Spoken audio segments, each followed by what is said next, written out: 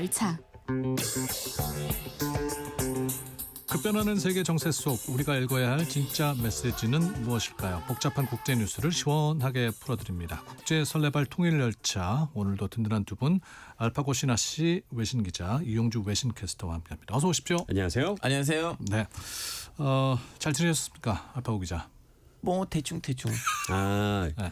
이제 곧 설날이니까요. 네. 앵커님 그리고 청취자 여러분 새해 복 많이 받으시길 바랍니다. 아유, 예. 우리 이제 알파고 기자의 반응은 제가 좀 이제 익숙해졌어요. 네, 이제 쿨하게 이렇게 딱 던지는. 그쵸. 이 양반하고는 회식 전에는 그닥 친해질 수 없다. 남이라고 생각하고 방송하셔야 됩니다. 사실상. 예. 아니 낙하산으로 왔잖아요. 애초부터 없었고. 무슨 낙하산이에요. 우리 알파고 신하 씨 실력 있으니까 우리가 모셨지. 우리 세상에 모든 정보 유니공장. 신경 씨가 했을 때 말을 좀 약간 버벅거리셨는데. 조금 머뭇거리긴 했어. 우리가 실력으로 모신 두 분입니다. 네. 그래서 오늘 실력으로 알찬 소식들 전해주시길 기대하겠습니다. 먼저 일본 소식부터 짚어보겠습니다. 일본 중의원 선거. 자민당이 압승을 했죠. 압승 중에 압승을 했습니다. 이 다카이치 사나이의 도박이 통했다라고 볼 수 있는데요. 다카이치 총리가 취임 직후에 조기 총선이라는 승부수를 띄워서 이번에 총선에서 465석 중에 316석을 확보하면서 야. 와, 이 개헌선이라고 볼 수 있는 3분의 2 의석을 그냥 단독으로 가져가는 이 대승을 이루었습니다. 이런 전례가 있었나요? 아니요, 없었습니다. 그 자민당이 가졌던 최고의 승리는요, 1986년 총선에서 304석을 가진 게 최고의 승리였거든요. 근데 이번에는 316석이니까 12석이나 더 얻었네요. 그러니까. 역대급인 거죠. 그러네요. 예, 그래서 태평양 전쟁 이후에 단일 정당 최대 승리다. 이렇게 평가를 좀 하고 있고요. 이번에 총선 좀 재밌었던 게 이 겨울에 치러진 최초의 선거였어요. 36년 만에. 그래서 거기 투표율은 조금 낮았습니다. 56%. 하지만 이 사전 투표율이 굉장히 높았다라는 건 다카이치의 인기가 그만큼 대단했다. 이렇게 또 볼 수 있겠죠. 그동안 그 일본 총리와는 다르게 그 유세할 때도 보니까 다카이치 총리 굉장히 경쾌하게 이렇게 의상도 그렇게 입고 네. 환한 미소를 지으면서 다니더라고요. 네. 뭐 그런 이유도 반영이 된 겁니까? 그렇죠. 다카이치 총리는요, 사실상 지금 총리가 아니라 일본에서의 아이돌이에요. 인기 스타. 실제로 아이돌 취급을 받고 있습니다. 20대 아이돌은 농담이 아니에요. 진짜. 연령대 상한선이 있는 거 아닌가요? 아니, 아이돌 나이 제한 없습니다. 나이 제한 없어요? 네, 그런 편견 없어야죠. 네, 이용주 아이돌.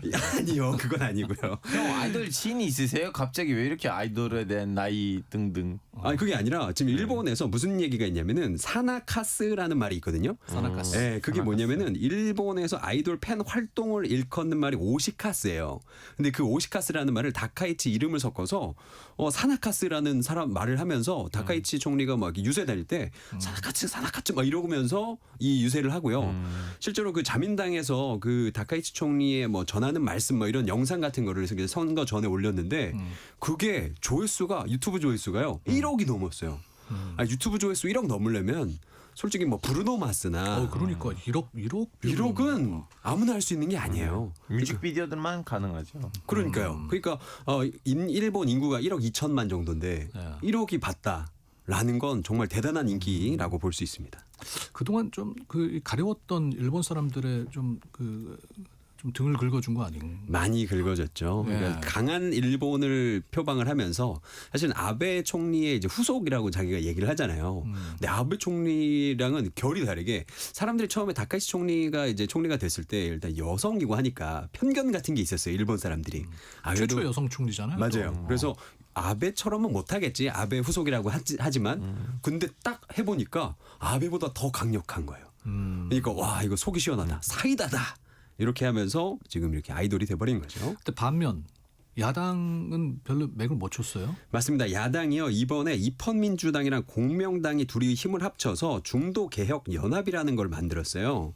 그런데 그게 그 포지션이 약간 좀 애매했습니다. 네. 공명당은 약간 좀 보수 쪽이고 입헌민주당은 약간 좀 진보 쪽이거든요. 근데 둘이 합치니까 그 시너지가 이쪽도 저쪽도 아니게 된 거예요. 아하. 그러니까 다카이치 총리를 잡기에는 이게 색깔이 좀 불분명하고 그러다 보니까 힘을 크게 못 썼죠. 불고기에다가 설탕을 많이 뿌리면 맛이 좀 이상해지잖아요. 괜찮아 보이는데? 참 비유도 적절하게 우리 알파고 기자. 한국 사람이네요. 다카이치 총리 개헌에 대한 의지가 굉장히 강했잖아요. 네. 그럼 이제 단독으로 개헌이 가능해진 겁니까? 네, 가능하고요. 지금 또 문제는 뭐냐면 이번 선거 당선자들의 이 여론조사를 해봤어요. 아사히 신문에서. 근데 당선자의 93%가 개헌에 찬성한다라는 조사 결과가 나왔거든요. 네.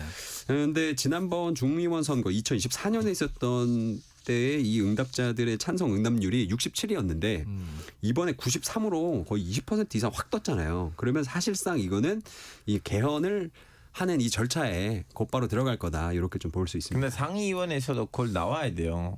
이제 밑에는 이제 52석 이렇게 3분의 2를 넘었잖아요. 네. 3분의 2를 일반 뭐라 해야 되나 법안을 만들 때 상위위원을 보내고 상위위원이 그걸 까도 밑에 다시 3분의 2 있었기 때문에 다시 통과시킬 밀어붙일 수 수가 있는데 근데 개헌은요.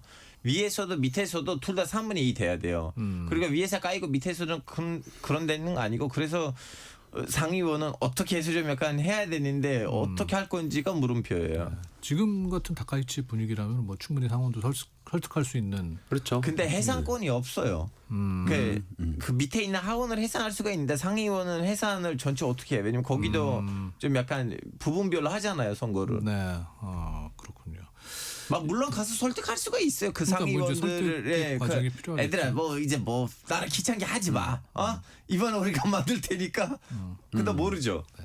지금 또 이제 이목이 집중되고 있는 건 이제 자위대 헌법 명기입니다. 네. 맞습니다. 그래서 이거를 일본에서는 보통 국가를 만들겠다라고 얘기를 하는데요. 사실 일본 바깥에서 보면은 전쟁 가능한 국가를 만들려는 건가라고 좀 의심을 할 수 있죠. 지금 문제가 되는 내용은 뭐냐면 일본 헌법 구조입니다. 구조 1항에는 일본이 국제 분쟁의 해결 방법으로 전쟁과 무력 행사를 영구 포기한다는 내용이 있어요. 네. 그리고 2항에는 육해공군 전력을 보유하지 않고요. 교전권을 인정하지 않는다. 이런 내용이 있는데 지금 다카이치 총리와 자민당 보수파가 하고 싶어하는 건 여기에다가 자위대와 이 자위권을 신설하는 걸 추진하고 있고요. 그리고 자민당과 연정한 일본 유신회 같은 경우에는 구조 2항을 삭제하자. 말하자면 육해공군 전력을 보유하자. 라는 법을 좀 만들고 싶어 하는 거예요. 네. 그러니까 사실은 이거는 보통 국가라는 게 전쟁을 할 수 있는 국가로 만들겠다라는 거니까요. 그리고 또 이번에 다카이치 총리가 뭐라 그랬냐면 일본의 이 방위비 있잖아요. 그거를 GDP의 2%까지 올리겠다라고 했습니다. 현재는 1%인데요. 2%로 올리겠다라고 했어요. 근데 재밌는 건 일본이 방위비 불용 누적액이라 그래서 방위비를 다 못 쓰고 쟁여놓고 있는 돈들이 굉장히 많아요. 아 그렇습니까? 네, 그러니까 헌법이 이렇게 막고 있기 때문에 그거를 무기를 수출할 수도 없잖아요. 그래서 그거를 이제 쟁여놓고 있는 게 많은데 거기에다가 2%로 올린다? 그러면은 이제 진짜로 군사력을 굉장히 좀 이제 뭐랄까요 축적 많이 하겠다라고 보일 수 있는 거죠. 그 알파고 기자는 어떻게 보세요? 이번 그 전쟁을 할 수 있는 국가에 대한 일본 국민 여론에 대해서. 일본 사람들이 좀 약간 우파 쪽에 보수 쪽에 있는 사람들이 다른 나라들이랑 자기를 비교했을 때 그 부분이 생략되어 있는 걸 보고 최근에 와서 그 2차 세계 대전 그 이제 주옥 없는 사람들 네. 거기에 대한 좀 약간 전후 세대.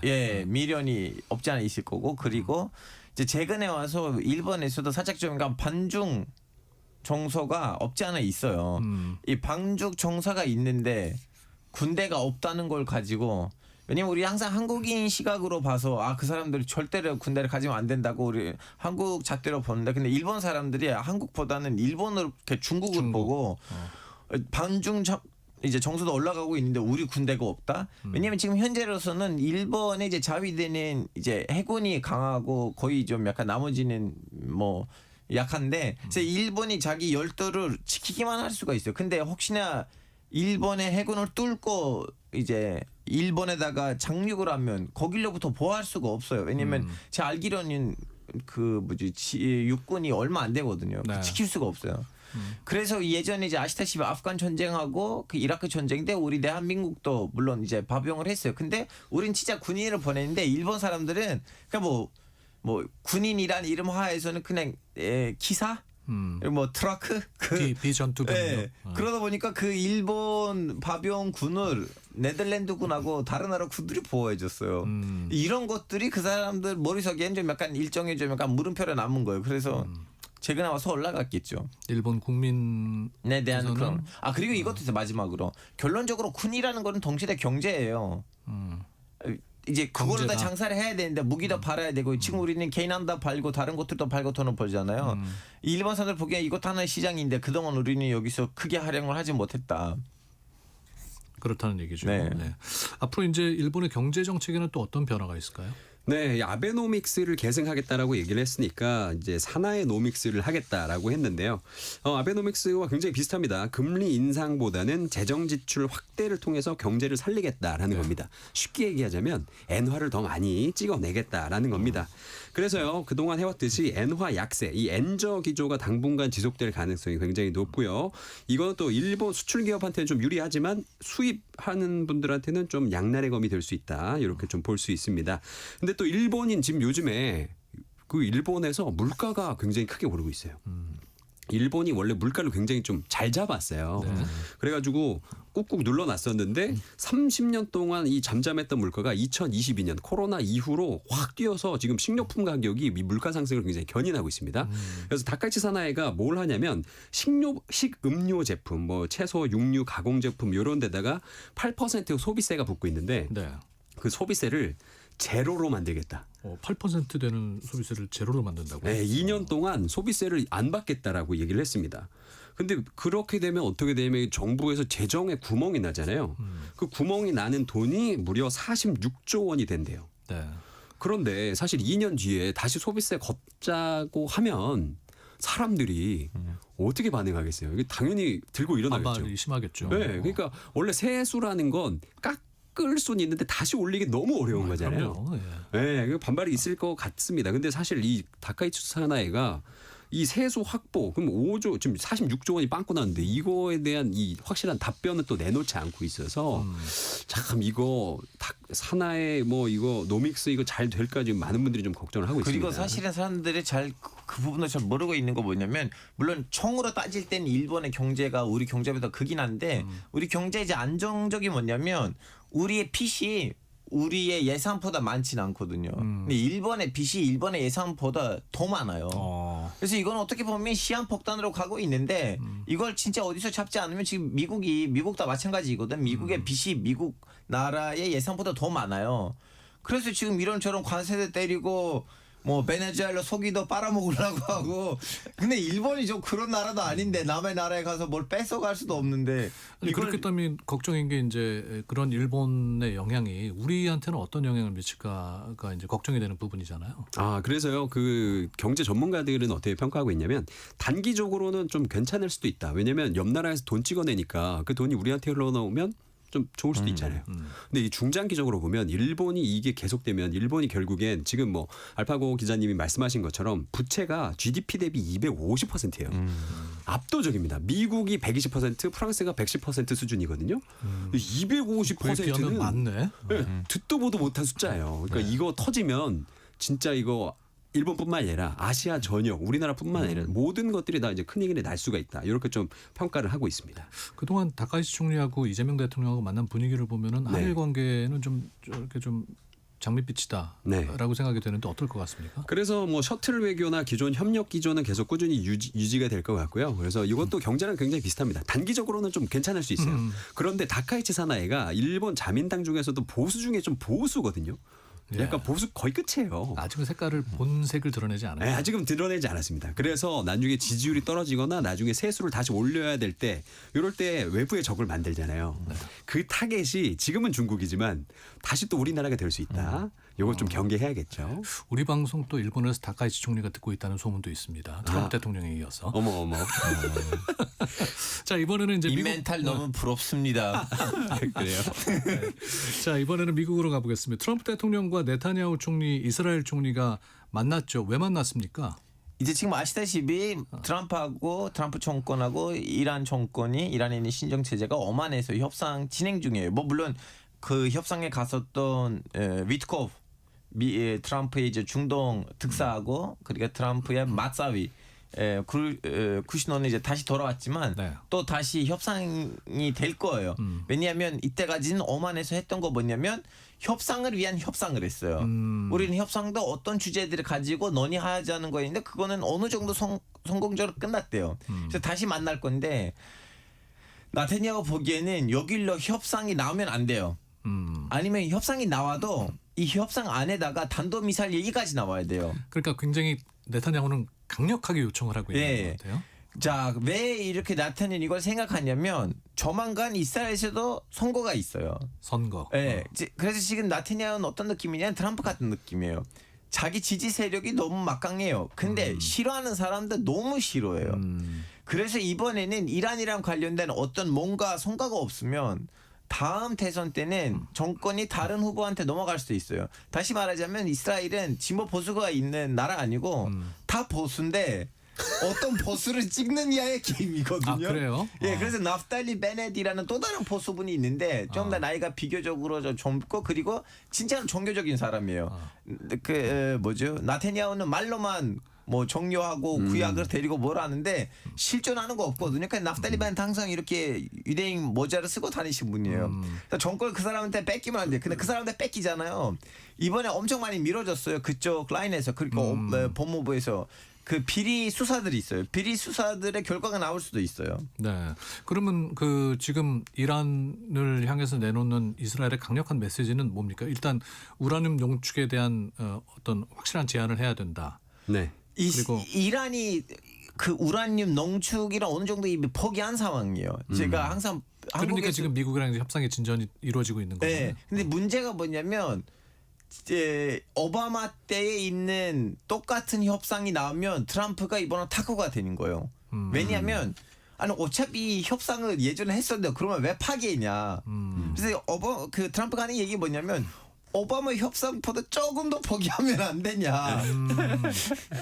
뭐만지 이해되셨죠? 그러니까 조금 더 엄격하게 조금 더 제재를 해야 뭔가 된다. 좀 추가해야 된다. 이거는 트럼프의 얘기인 거고 네. 네타냐후는 그에 더해서 나타냐후는 중요한 거는 핵 개발 아니에요. 중요한 건 탄도 미사일이에요. 탄도 미사일 그렇죠. 다 끊어야 돼. 왜냐하면 지난번에 전쟁 때는 이란의 미사일들이 그 텔아비브 이제 옛 수도 거기 있는 이스라엘의 라마칸 수도. 뭐 이렇게 여의도 같은 동네들을 다 때렸거든요.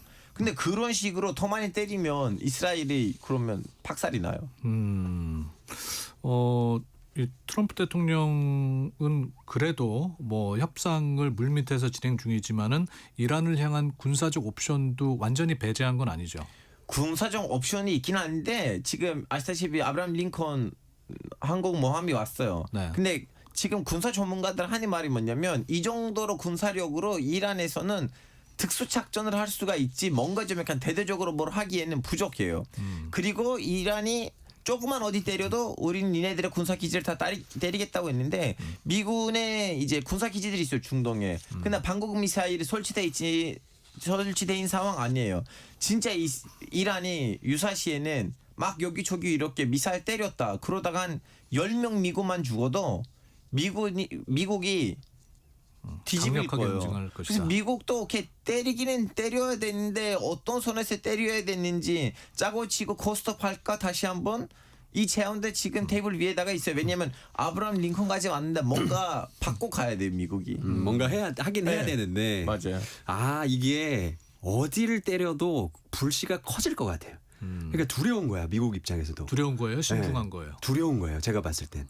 신중하다는 표현도 좋지만 사실은 이란 잘못 때리면 이거 진짜 세계 대전이에요. 그래서 진짜 좀 쉽지 않습니다 상황이. 2차 미국과 이란의 협상은 뭐 언제 진행되는 겁니까? 이제 말로는 정확하진 않지만 이제 다음 주에 다시 한번 모이겠다는 말이 있어요. 네. 그럼 뭔가 진전의 기미는 있습니까? 근데 둘 다 지금 쓸데없이 억가를 해요. 미국이 그 협상 테이블에다가 누구를 데리고 왔냐면 그 카타르에 있는 센컴의 대장을 데리고 왔어요. 그 사람이 이제 군복을 입고 왔거든요. 그래서 이란이 왔는데 뭐야 군인을 데리고 왔네? 그래서 너무 화가 나가지고 야야 그러면 옆에 있는 예멘에서 후티 반군 데리고 와. 어머. 그래서 후티 반군에도 그 고위급 인사를 거기에다가 데리고 와서 만났어요. 그런데 그러면은 이제 이스라엘 입장에서는 이게 뒤통수가 또 이게 맞은 느낌이죠. 왜냐하면 이스라엘이 원하는 건 중동 대리 세력에 대한 지원 중단까지 그렇죠. 요구를 하고 있는데 후티 반군을 데리고 와버리면 애당초 협상이 안 되잖아요. 지금 알파고 기자 얘기는 우리가 현장에서 그 얘기를 듣고 온 사람의 얘기를 듣는 것 같아서 갔다 왔어요? 흥미진진했습니다. 근데 이제 다시 여기서 말씀드리자면 후티 반군이 유일하게 미국이란 협상을 잘 마무리했던 그 대리 세력이에요. 그러니까 아시다시피 한 1년 전에 미국하고 후티 반군도 이렇게 서로 지고받고 싸웠다가 이제 미군이랑 합의를 했어. 오케이, 우리가 니네들 손박을 안 때릴 테니까 니네들도 우리를 건들리지 마라. 그때 이스라엘이 우리는 니네들 알아서 협상해라 했었는데 그때 한번 나타냐후는 트럼프 대통령으로부터 뒤통수 맞은 적이 있었어요. 네. 자, 두 분 이번 설 연휴 때 떡 잘 드시고 네. 또 다음 시간에 뵙기로 하겠습니다. 고맙습니다. 네, 새해 복 많이 안녕히 계세요. 받으세요. 이용주 외신캐스터 알파고 신하 씨 외신기자였습니다.